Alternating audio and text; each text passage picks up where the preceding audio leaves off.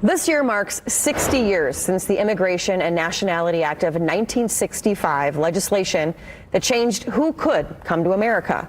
Well, today, local leaders gathered in Indianapolis to celebrate its impact, especially on Indiana's growing Asian American and Pacific Islander population. News 8's multicultural reporter Malia Van Oosteren takes us inside the courtroom for a little bit of a closer look of how this law continues to shape the Hoosier state. Malia. Yeah, you never know how an act could really change so much of the future. That was very exciting. The event, called The Changing Face of America, spotlights a turning point that made much of the state's cultural growth possible. But it's not just looking back, it's about looking forward.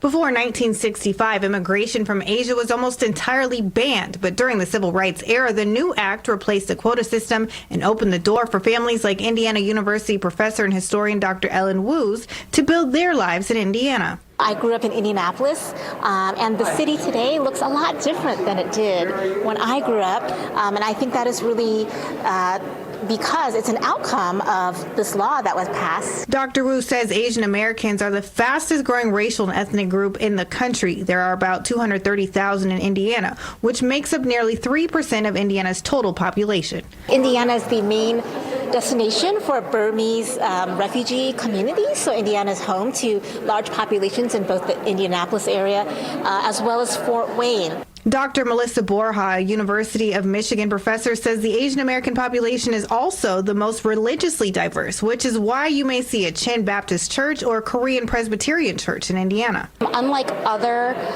racial groups in the U.S., it's the only one that is not majority Christian, although Christians comprise a plurality. So about a third are Christian. Borja says a large percentage are Hindu, Muslim, Buddhist, or not affiliated. That, I think, is really a reflection of broader patterns in migration to the U.S. So the Catholic Church is historically an immigrant church.